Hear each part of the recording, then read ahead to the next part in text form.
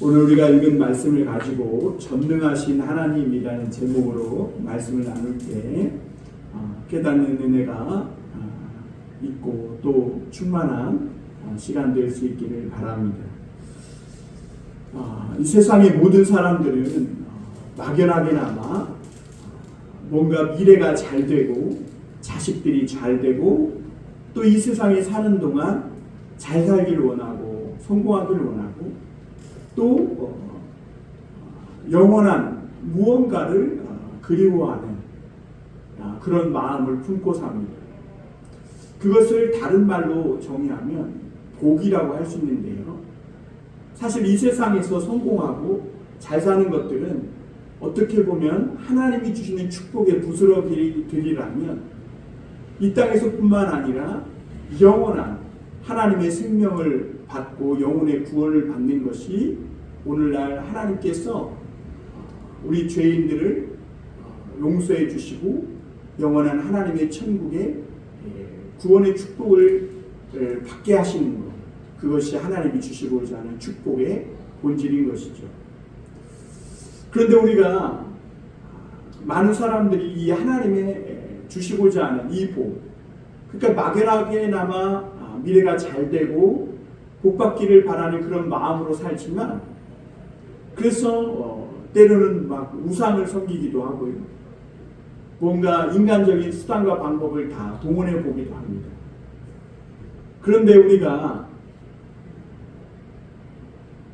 하나님의 주시고자 하는 이 진정한 축복을 받기를 원한다면 하나님이 주시는 축복의 그 자리에 있어야 한다는 겁니다. 엉뚱한 데에 가서 아무리 소리치고 외쳐봐야 하나님이 뜻하시는 그 자리에 서 있지 않다면, 그 자리에서 벗어나 있다면 거기에는 아무 응답도 없고 정말 하나님이 주시고자 하는 하늘의 축복을 받을 수 없음을 보게 됩니다. 아브라함은 사레와 함께 99세가 되었습니다. 사실 그가 85세 때 우리가 창세기 16장인가요? 거기서 본 것처럼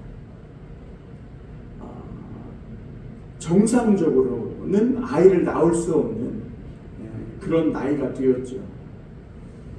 그 하나님이 분명히 아브라함에게 내가 너로 큰 민족을 이루겠다고 하셨고 내 자녀가 하늘의 별과 같이 많게 하겠다. 내 후손이 하늘의 별과 같이 많게 하겠다 그랬어요. 그런데 자식이 없으니까 아브라함과 사레는 이 인간적인 방법을 통해서 이스마엘을 낳았고 그것이 마치 하나님의 약속이 이루어지고 축복을 받은 거라고 이렇게 생각하고 있었어요. 그러나 하나님은 뭐라 그래요? 이스마엘은 약속의 아들이 아니고 하나님의 말씀으로 낳은 아들이 아니다.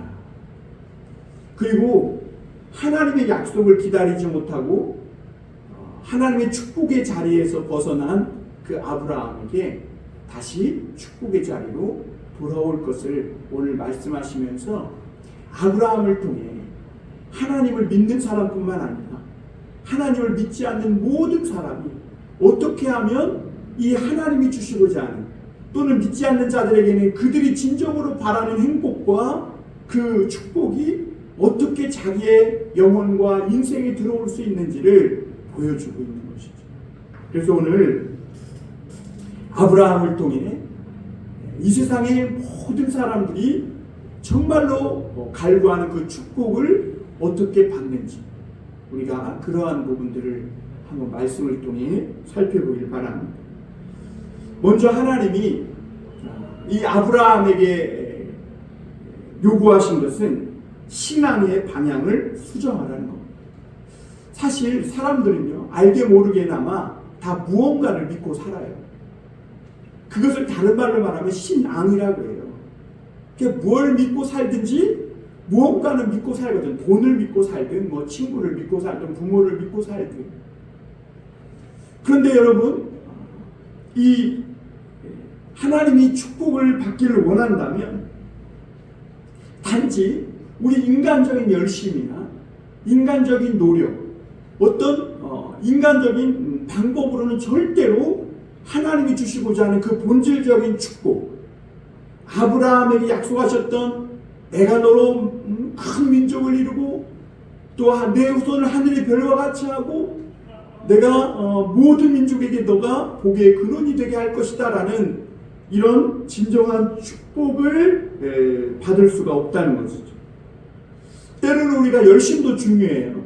그래서 예수 믿는 사람들은요, 교회 나오면 어떻게 해서든지 하나님의 은혜와 축복을 받으려고 막 앞자리에서 손들고 뭐 굉장히 열심을 하고요. 물론 요즘은 열심히 많이 식기는 했지만 이 교회 다니는 사람들은 그렇게 하나님의 은혜와 축복을 받기 위해 열심을 부렸던 것을 볼 수가 있어요. 막 새벽에도 기도하고 옛날에는 밤새도록 기도하고 그러고도 또 하나님께 나와서 그 축복을 바라고 기도했었던 것을 볼 수가 있습니다. 그러나 분명한 것은요, 우리가 아무리 열심을 부리고 목이 터져라 외치고 그렇게 열심히 특심이어도 하나님의 시선이 머무는 곳, 하나님이 원하시는 그 자리에 있어야지 그 자리에서 벗어나면 절대로 하나님의 축복은 1도 오지 않는다는 거예요. 그래서 오늘 1절 한번 다시 한번 보겠습니다. 창세기 17장 1절. 아브라함이 99세 때에 여호와께서 아브라함에게 나타나서 그에게 이르시되 나는 전능한 하나님이라 너는 내 앞에서 행하여 완전하라. 아브라함이요, 이스마엘을 하갈을 통해 낳은 후에 13년이 지난 때가 아브라함이 99세 때예요. 하나님은 13년 동안이나 아브라함에게 침묵하셨어요.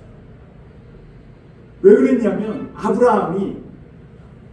아브라함과 사레가 하나님의 약속 그것만, 그 결과만 생각했지 하나님이 그 약속을 어떻게 이루시는지 그 과정에 대해서는 생각지 못했거든요.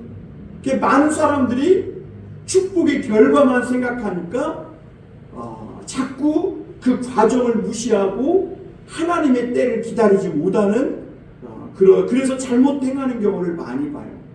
또는 믿음에서 벗어나거나. 오늘 아브라함도 사례도 그런 거예요. 약속의 결과에만 주목한 나머지 하나님이 그 축복을 이루어가는 그 과정까지 모든 것을 이끌어 가시는 전능하신 하나님이신 거에 대해서 믿지 못하니까 아브라함과 사례가 인간적인 방법을 통해서 이스마엘을 낳고 그리고 13년 동안 거기에 취해서 산 거예요. 그들이 그 여종 하갈을 통해 그 아브라함에게 들여보내니까 금방 아들을 낳은 거예요. 그러니까 야, 이게 하나님의 응답이구나. 그러고 막 이스마엘을 보면서 이스마엘이 아브라함에게는 손자 같잖아요. 나이가 85세 때 나왔습니다. 6세 때 나왔습니다. 그러니까 이 아브라함이 보기에 막 너무 좋고 그러니까 꿈에서 취해서 산 거예요. 이게 마치 하나님의 언약이 막 단번에 이루어진 거죠. 그때 하나님이 13년 동안 침묵하셨어요. 그리고 아브라함이 어떻게든지 다시 하나님의 약속을 깨닫고 돌아오기를 바랬지만 그럼에도 불구하고 계속해서 하나님의 이 믿음의 길에서 벗어나는 그 아브라함을 보며 99세 때 드디어 하나님이 찾아오셔서 굉장히 급한 마음으로 아브라함이 가는 그 신앙의 길을 수정해 주고 있음을 보게 됩니다. 여러분, 우리가요 이런 걸 알아야 돼요. 우리가 하나님을 믿고 살아가는 그것은 처음 우리가 하나님의 말씀을 믿은 것도 중요하지만 그 과정 또한 하나님의 인도하심이라는 것을 우리가 깨달아야 돼요. 우리는 내가 믿음이 있어서 내가 열심을 부려서 믿음을 유지해 가며 계속 믿음의 길을 가고 있는 것 같지만 절대 그렇지 않다는 거예요. 그래서 장로교의 아버지라고 불리우는 칼빈은 이 견인이라는 말을 썼거든요. 견인. 그러니까 하나님께서 우리는 자꾸 죽음의 길로, 자꾸 믿음의 길에서 이탈해서 죽음의 길로 가려고 하는 것이 사실 우리 인간적인 습성이에요. 믿는 자들도 뭐 크게 다를 바 없어요. 그런데 하나님이 그 사랑하는 자녀를 믿음의 길에서 벗어나서 영원한 구렁텅이에 빠지려고 할 때마다 나타나셔서 은혜를 주시고 말씀하심으로 다시 그 길을 생명의 길로, 죽음의 길에서 생명의 길로 자꾸 끌어당겨서 인도해 주시는데 그것을 견인이라고 이렇게 하고 있는 거죠. 오늘 하나님은 믿음의 길에서 벗어나서 잘못된 길을 가고 있는 이 아브라함에게 99세 때 나타나셔서 그 잘못된 신앙의 방향을 수정하라고 말씀하고 계십니다. 우리가 1절 금방 읽은 그 말씀에 보면 하나님은요 얼마나 답답했는지 아브라함에게 자신을 다시 계시하기 시작합니다. 하나님은 분명히 몇 번이나 아브라함에게 나타나셔서 하나님이 어떤 분이신지를 계시하셨어요. 자기가 전능하신 하나님이시고 행하시 못할 것이 없는 내가 너의 방패요 상급이요 너의 모든 인생을 너의 후손까지 책임질 하나님이시라는 것을 여러 번 아브라함에게 나타나셔서 말씀하셨어요. 근데 이 아브라함이 인간적인 방법을 한 번 쓰고 그리고 하나님의 믿음의 길에서 벗어나니까 한 번 벗어나니까 어떻게 되는 거예요? 하나님에 대한 믿음이 흔들려 버린 거예요. 하나님이 전능하신 하나님이라는 것을 믿지 못하니까 인간적인 방법을 쓴 거 아니에요. 그래서 하나님이 다시 한번 나타나셔서 첫 번째 자신을 계시하면서 하시는 말씀이 뭐냐면 나는 전능한 하나님이라는 거예요. 그래서 아브라함이 99세 때 여호와께서 아브라함에게 나타나사 이르시되 나는 전능한 하나님. 이것을 히브리어로 엘샤다이예요. 엘샤다. 전능하신 하나님. 죽은 자를 살리시고 무에서 유를 내시며 없는 것을 있는 것 같이 부르시는 하나님. 그러니까 이게 무슨 말씀이에요? 아브라함아 사레야 너는 이제 너희들이 85세 그 인간적으로 아들을 낳을 수 있는 그런 인간적인 능력이 끊어졌다고 해서 이제는 아들을 낳을 수 없으니 너희들이 인간적인 방법으로 하갈을 취해서 아들 이스마엘을 낳았지만 그것은 아니라는 거예요. 사레와 아브라함과 사레가 심지어 아들을 낳지 못하고 죽었을지라도 하나님이 한 번 너를 통해 아들을 주시겠다고 했다면 죽은 아브라함과 사레를 살려서라도 아들을 낳게 하시는 그분이 바로 하나님이시다. 그 전능한 그 하나님은 전능한 하나님이시다. 그 아브라함이 그 전능한 하나님을 못 믿으니까요 인간적인 방법을 쓴 거예요.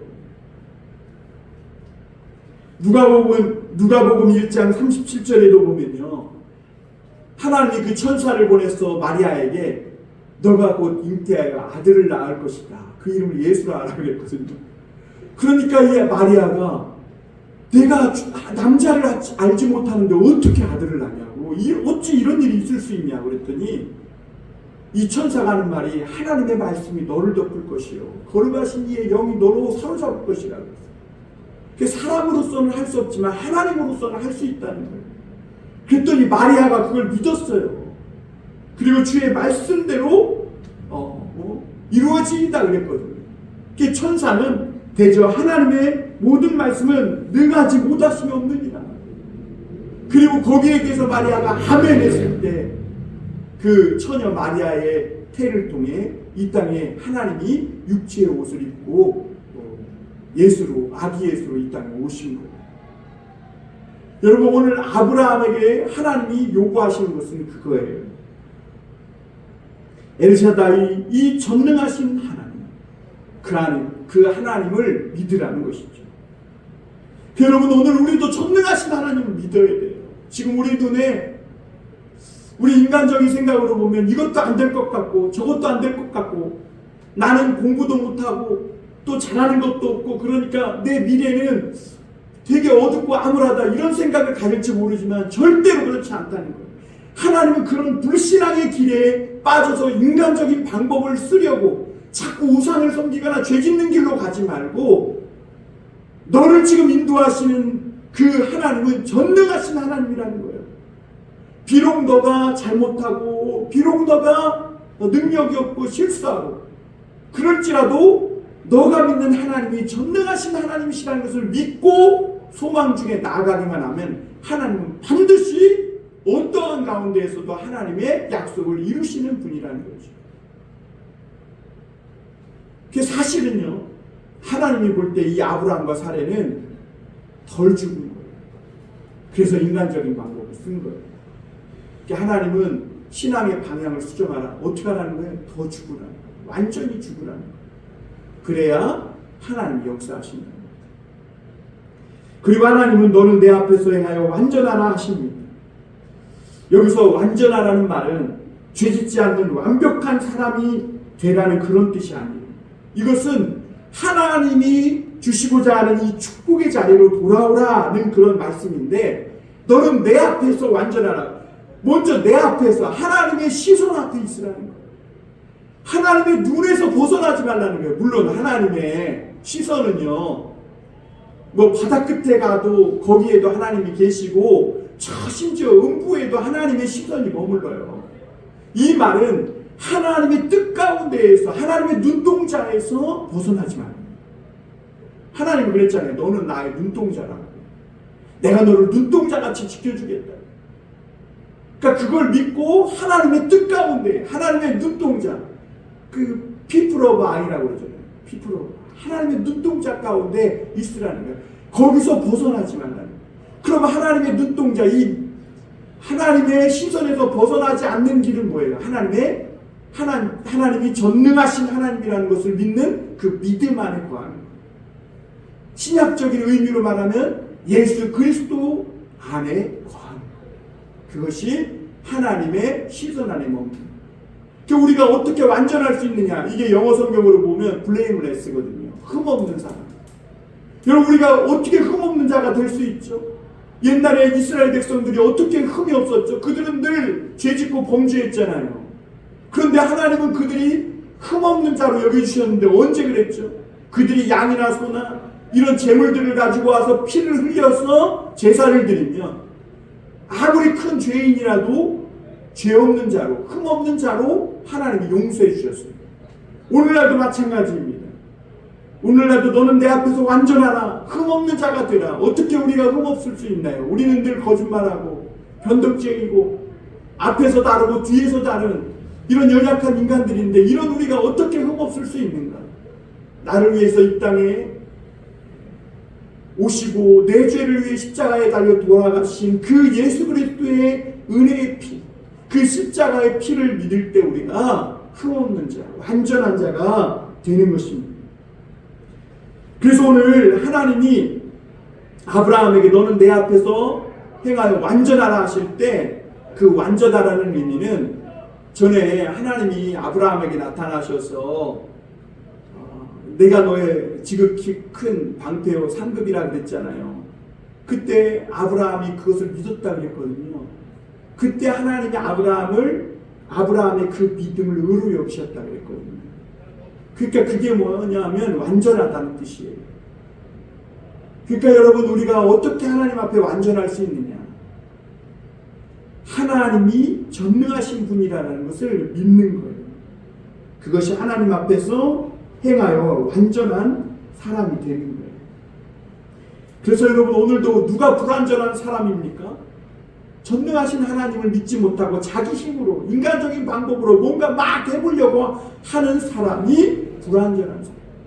그리고 그런 사람에게는 불안과 두려움과 늘 공포와 이런 것이 따라다니고 정함이 없고 불려다니는 물결치는 요동하는 그런 겨와 물결 같은 거예요. 그게 완전하지 못한 거죠. 그러나 오늘 우리가 하나님이 전능하신 분이시오, 그분께 우리 소망을 둘 때, 그래서 우리가 흔들리지 않는 반석 위에 굳게 설 때, 그때 그 사람은 하나님 앞에 믿음으로 완전한 사람이 되는 거예요. 그 아브라함은 이스마엘을 낳고 13년 동안 너무 좋아서 막 꿈같이 거기에서 환상 가운데 막 취해 살았겠죠. 내 새끼 하면서 이렇게 살았겠죠. 그런데 그것은 하나님의 축복의 길이 아니라 엉뚱한 길로 가고 있는 거예요. 그리고 하나님은 거기서 아브라함이 더 가다가는 이제는 하나님의 약속에서 완전히 벗어나서 완전히 망할 수밖에 없으니까 99세 때 나타나셔도 지금도 아브라함은 중요한 결단을 하라는 거예요. 하나님은 하늘의 수많은 별들처럼 많은 자손을 내게 주겠다고 약속했는데 사실 아브라함이 85세 그리고 사레가 76세가 될 때까지 자식이 없었던 거죠. 그래서 하갈을 통해 어쩔 수 없이 인간적인 방법으로 아들을 얻은 거예요. 근데 하나님이 요구하시는 것은 뭐예요? 너가 처음 하나님의 말씀을 믿었잖아요, 아브라함. 그래서 본토 직접 아비 집을 떠났잖아요.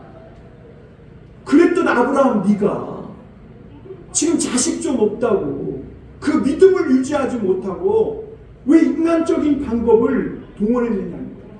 우리가 이것을 보면요, 처음 하나님을 믿는 것도 어렵지만 그 하나님의 말씀을 믿고 전능하신 하나님을 믿고 믿음을 계속 유지하며 가는 게 굉장히 어렵다는 것을 우리가 알 수가 있어요.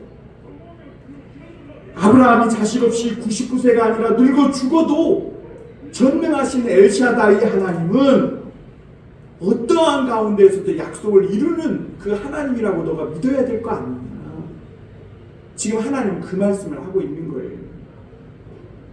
하나님이 아들을 준다고 믿어야지 왜 기다리지 못하고 인간적인 방법을 쓰고 하나님을 안 믿어서 그 축복의 자리를 벗어나 죽음의 길로 가고 있느냐 하는 것이죠. 아브라함은 이스마엘이 하나님의 약속이 이루어진 거라고 생각했지만 하나님은 그 아들이 아니라는 거예요.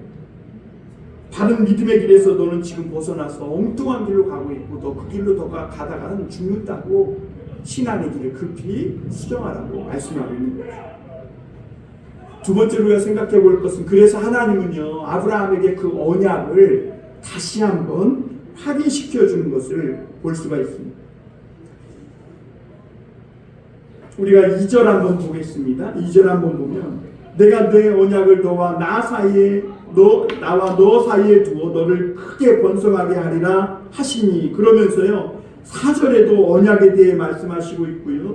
그리고 7절에서도 내 언약 계속해서 하나님은 내 언약에 대해서 아브라함에게 여러 번 반복하여 강조하고 있는 걸 보게 됩니다.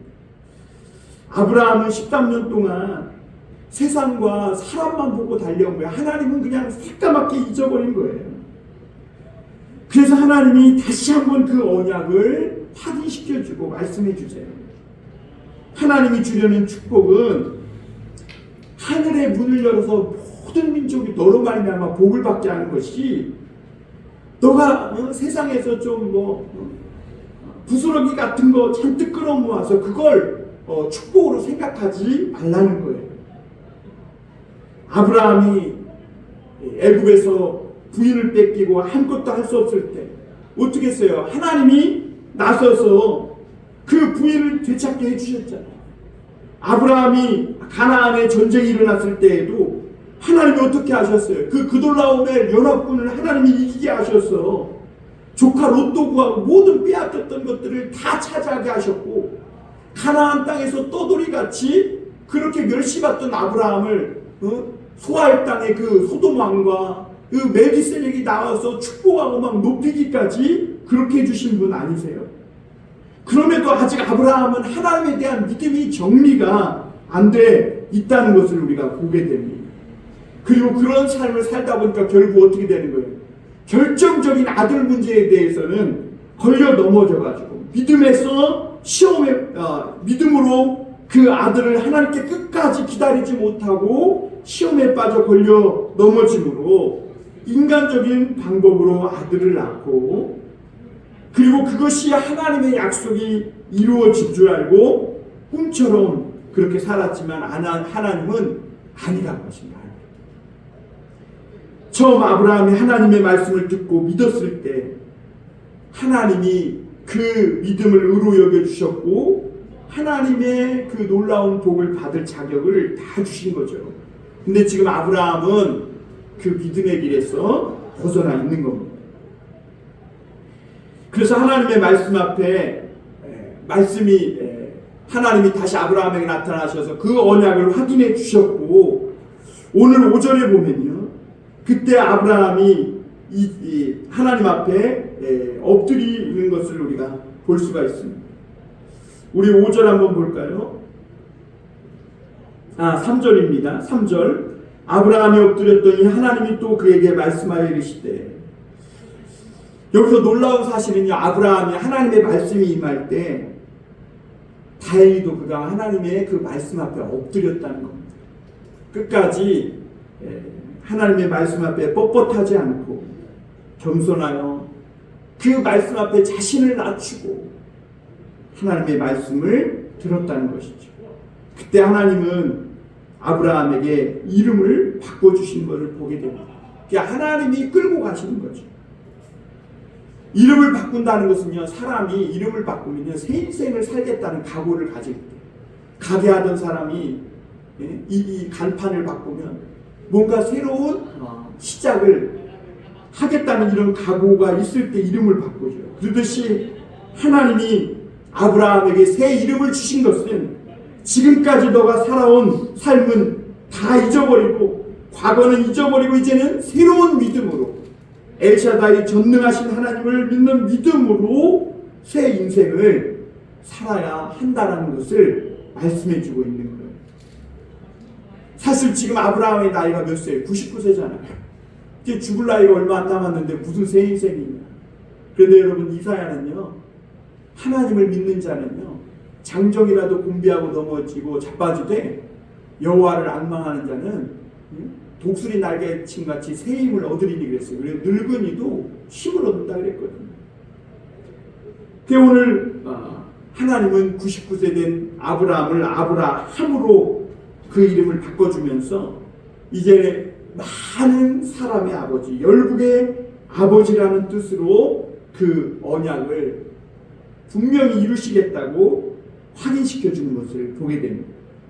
그리고 이제 너는 그렇게 열국의 아버지처럼 지금부터 살라는 거예요. 지금 아직 약속의 자녀가 태어나지도 않았지만 그의 이름을 바꿔주시는 것은 지금 너는 지금까지 살아온 인생을 다 내려놓고 이제는 열국의 아버지처럼 새로운 인생을 살라는 거죠. 그것은 열국을 품고 큰 뜻을 품고 살라는 말이라는 것입니다. 그리고 그 말은 무슨 말이에요? 이제 세계의 많은 민족들이 믿음으로 이 아브라함에게 입양되기만 하면 그들 또한 너같이 아브라함같이 똑같이 아브라함의 축복을 상속하게 될 것이다 라고 말씀해 주시는 거죠. 여러분, 우리 로마서 13장인가 보면 원래 우리는 돌 감람나무였는데 참 감람나무에 접붙임 바 되었고 하나님의 말씀의 진액을 먹으면서 우리가 하나님의 약속의 자녀로 거듭나게 되었다고 이렇게 말씀합니다. 여러분, 우리가 세상에 살면서 우리나라가 예전에는 미신을 믿고 유교를 믿고 불교를 믿고 세상에 이런저런 사상이나 이론을 믿으면서 그것을 받아들이고 살아왔었죠. 그런데 어느 날부터인가 하나님은 우리 민족을 긍휼히 여기셔서 하나님의 말씀을 전해주셨고, 그리고 또 그 말씀의 진액을 받아 먹음으로 이 대한민국 땅에 수많은 교회와 하나님의 자녀들이 태어나게 하신 것을 보게 됩니다. 그리고 그 열매가 맺히고 그것이 오늘날 한국 교회의 수많은 성도들인 것이죠. 그래서 여러분, 우리가 오늘도 중요한 것이 뭐냐면 우리가 오늘 진액처럼 받아먹는 하나님의 말씀에 주의해야 한다는 것이죠. 아브라함이 사례의 말을 들음으로요, 그가 믿음의 길에서 벗어났어요. 여러분, 우리 믿는 자들에게 가장 중요한 것이 우리가 세상에 받아들이던 이런 것들을 끊고 하나님의 말씀을 받아먹는 그런 진액을 받아먹게 되었는데 그 먹는 말씀이 무엇인가를 그러므로 오늘 주의해야 합니다. 오늘 왜 하나님이 아브라함에게 나타나셔서 언약을 다시 강조하고 있는가? 하나님의 이 말씀을 우리가 받아먹는 것이 얼마나 중요한 것인지를 깨닫게 해주고 있는 것이죠. 여러분, 수많은 성도들이 교회 다니면서도요, 세상에 정말 헛된 이론이나 잘못된 이런 생각들, 사상들, 심지어 교회에서 강단에서 잘못된 것들을 가르치고 속임수와 같은 허세, 이런 것들을, 허수 같은 것들을 가르치는 그런 말들이 많이 있어요. 그런데 그런 것들을 잘못 받아들이면 결국에는 영혼의 거듭남도 없고요, 아무런 믿음의 역사도 없고 이스마엘만 잔뜩 낳게 되는 거예요. 하나님은 그걸 인정하시지 않는다는 거예요.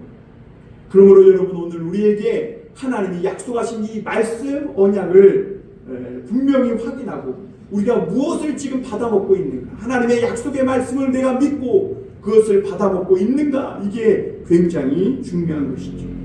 마지막으로 한 가지 더 볼 것은 하나님께서 이 아브라함에게 할례를 행하게 하신 것을 볼 수 있습니다. 사람은 약속을 말로 할 수 있지만 변덕이 심하기 때문에 서로 무언가 중요한 일을 할 때는 증표를 주고받습니다. 남녀가 결혼할 때 그냥 말로 우리 결혼하자 하고 살 수도 있어요. 그걸 사실혼 관계라 그러죠.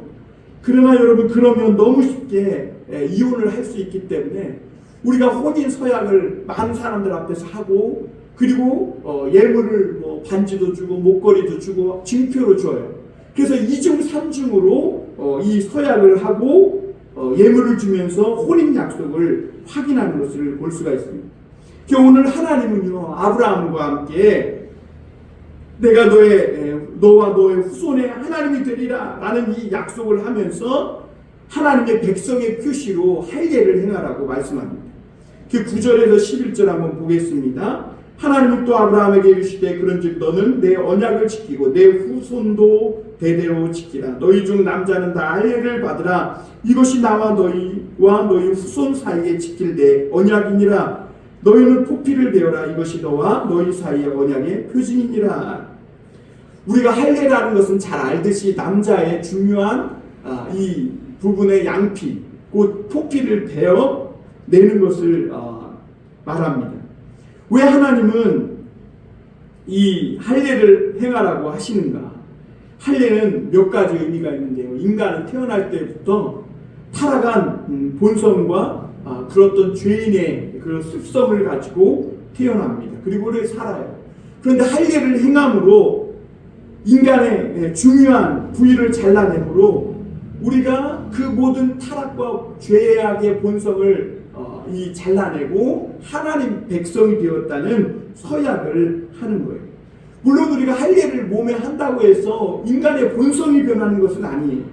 그러나 우리가 그 할례를 행함으로 하나님 앞에 내가 죄인이라는 것을 고백하고 하나님의 백성으로 살겠다는 것을 인정하고 결단할 때 하나님이 그 심령 안에 새로운 성품을 주시고 할례를 통해 또 그 언약이 자자손손 상속되게 하신다는 그런 의미를 갖고 있는 거예요.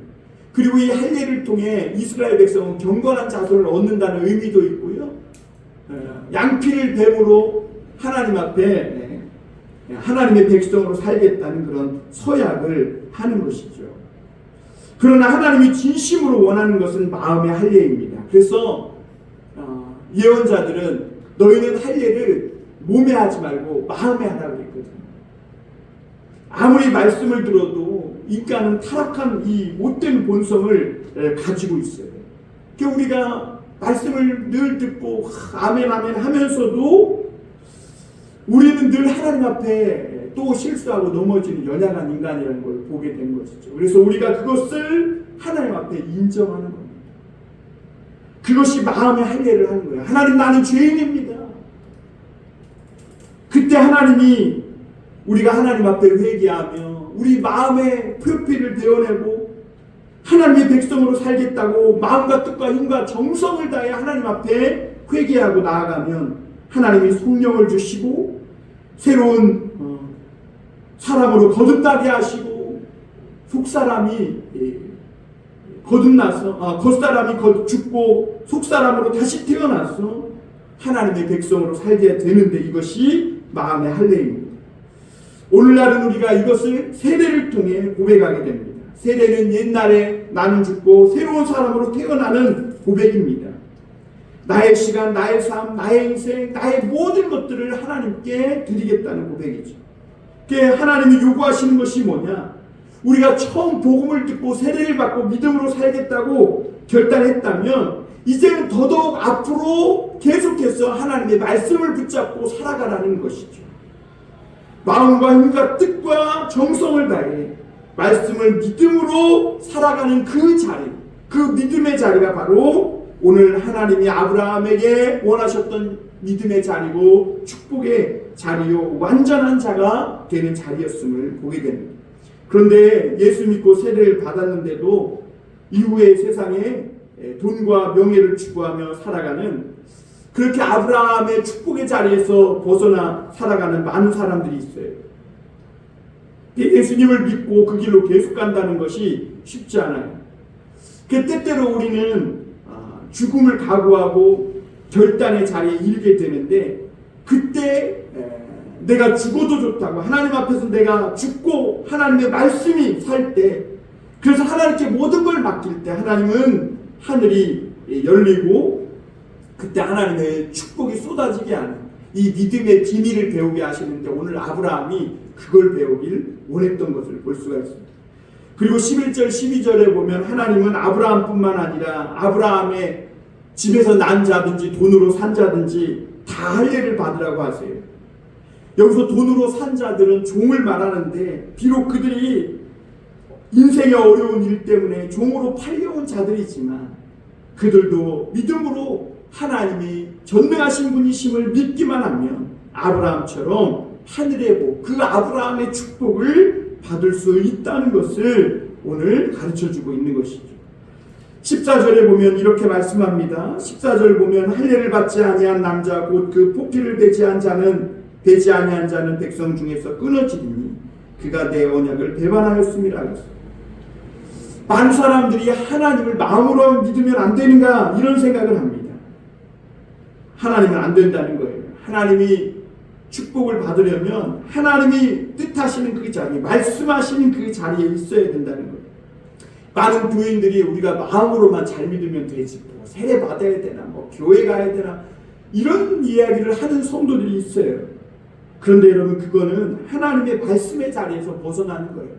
우리가 처음 하나님의 말씀에 순종하는 것이 뭐냐? 하나님을 믿고 세례 받는 거예요. 그리고 교회에 나와서 예배 드리는 거예요. 이것이 하나님의 자녀가 되는 첫걸음이고 첫 단계인 거예요. 15절에 보면 하나님은 사레의 이름도 바꿔줍니다. 그동안 사레는 아브라함에게만 존귀한 여인이에요. 아브라함에게는 사레가 자식을 못 낳아도 존귀한 아내고 부인이었어요. 그러나 사레는 자식을 낳지 못함으로 다른 여인들에게는 멸시받는 수박맞은 여인, 자식을 못 낳는 불임의 여인, 그런 멸시천대 받는 여인이었어요. 그런데 하나님은요 그 사레를 사라로 이름을 바꿔주시면서 이제는 모든 사람에게 사랑받고 존경받는 많은 아이를 낳는 그런 존경받는 사람이 될 것이라고 오늘 약속해 주신 것을 볼 수가 있습니다. 사례는 이것을 믿고 사례가 아니라 이제 사라로 살면 하나님이 이렇게 축복해 주시는 것이죠. 하나님은 사례가 아이를 낳지 못하는 그 엄청난 고통 가운데 빠지게 하셨어요. 그래서 사례를 낮추고 또 낮추고 깨어지고 또 깨어지게 하셔서 그의 그릇을 크게 넓히셔서 이제는 뭐예요? 열방을 품는 열방의 어머니가 되게 하신 것을 볼 수가 있습니다. 여러분 우리는 때때로 사역하면서도요 자신의 벽이 너무 두꺼워서 내 자아가 너무 두꺼워서 자신을 깨뜨리지 못하고 다른 사람을 품지 못하는 경우가 있음을 보게 됩니다. 그때 하나님이 쓰시는 방법이 뭐냐? 환난과 고난이 그걸 통해서 자신을 깨뜨리고 자아를 깨뜨리고 또 낮아지게 하셔서 겸손하게 하셔서 많은 사람을 품는 열국의 사람이 되게 하는 큰 그릇이 되게 하는 것을 하나님은 볼 수가 있습니다. 우리 17절 한번 볼까요? 아브라함이 엎드려 웃으며 마음속으로 이르되 100세 된 사람이 어찌 자식을 낳을까? 사라는 90세니 어찌 출산하리요? 하고 그랬습니다. 하나님이 사례가 내년 이맘때쯤에 임신하여 아이를 낳을 것이다 그러니까 이 아브라함이 웃었어요. 왜냐하면 기가 막히다는 거죠. 어떻게 90세가 된 사례가 아이를 낳고 99세 된 내가 아이를 낳겠냐는 거죠. 100세가 됐는데. 그리고 이 아브라함은 또 자기 카드를 또 꺼내요. 하나님 이스마엘이나 하나님 앞에서 살게 해달라고 그러면서 아브라함이 또 자기 카드를 꺼내요. 그때 하나님이 안 된다고 하셨어요. 여러분, 우리가 신념과 믿음을 구분해야 되는데요. 신념은 내가 할 수 있다고 믿는 것이 신념이고, 믿음이라는 것은 내가 할 수 없다고 믿는 것이 믿음이에요. 내가 할 수 없고 하나님이 하실 수 있다, 이렇게 믿는 것이 진정한 믿음이고, 하나님이 전능하신 분이시니 내가 하나님의 말씀에 죽고 하나님이 하실 때까지 기다리는 것, 그것이 진정한 믿음이에요. 이스마엘은 신념의 아들이고요, 아브라함의 신념으로 난 아들이에요. 그러나 앞으로 태어날 이삭은 믿음의 아들이죠. 왜? 아브라함이 하나님의 말씀을 기다리고 그 약속을 믿음으로 낳은 아들이기 때문에. 하나님이 사라가 임신하여 아들을 낳을 것이라고 한 이후에, 그런데 놀랍게도 사라가 그 하나님의 말씀을 들으면서 치료받기 시작합니다. 그러니까 하나님의 말씀이 사라를 치료하기 시작하는 거죠. 사라의 영혼을 치료하기 시작합니다. 아브라함의 영혼을 치료하기 시작합니다. 뿐만 아니라 사라의 늙은 뼈와 아브라함의 늙은 몸을 치료해서 임신할 수 있는 몸이 되게 하고, 마침내 1년 뒤에 아들을 낳게 하는데, 그 아들이 바로 약속의 아들 이삭이라고 말씀하고 있습니다. 히브리서에 보면 하나님의 말씀은 살아있고 운동력이 있다고 말씀했어요. 오늘도 하나님의 말씀을 믿을 때 하나님의 말씀이 열매 맺지 못하는 모든 것들을 치료하신 거예요. 내 인생의 저주와 같은 또 고통과 환난과 이 모든 고난들을 하나님은 치료하시고 마침내 열매 맺게 하시는 것이죠. 여러분, 오늘도 하나님의 말씀이 여러분 인생 속에 들어가게 하셔서 그 말씀이 나를 치료하고 고치고 회복하여 하나님의 약속을 이루고 열매 맺게 하는 그런 삶이 되기를 바랍니다. 우리는 진정한 하나님의 축복을 받기를 원합니다. 그러려면 축복의 자리, 하나님의 시선에서 벗어나지 말고 하나님 앞에 완전한 그 자리로 나아와야 합니다. 우리가 믿음으로 하나님의 시선, 그 뜻의 자리로 돌아오기만 하면 놀라운 기적과 능력과 부흥이 일어납니다. 오늘 말씀을 믿고 의롭다함을 받은 우리라면 이제 믿음으로 끝까지 엘샤다이 하나님, 전능하신 그 하나님을 믿고 기다리며 소망 가운데 하나님이 축복해 주시는 그 흠없는 완전한 축복의 사람으로 살아가실 수 있길 바랍니다. 날마다 하나님의 말씀이 진액으로 우리 인생과 영혼 가운데 들어와서 속사람이 변하고, 그리고 끝까지 믿음으로 응답받는 그 축복의 자리, 다른 믿음의 자리에서 벗어나지 않고 완전한 하나님의 길을 갈 수 있는 복된 성도들 다 될 수 있기를 주님의 이름으로 축원합니다. 기도하겠습니다.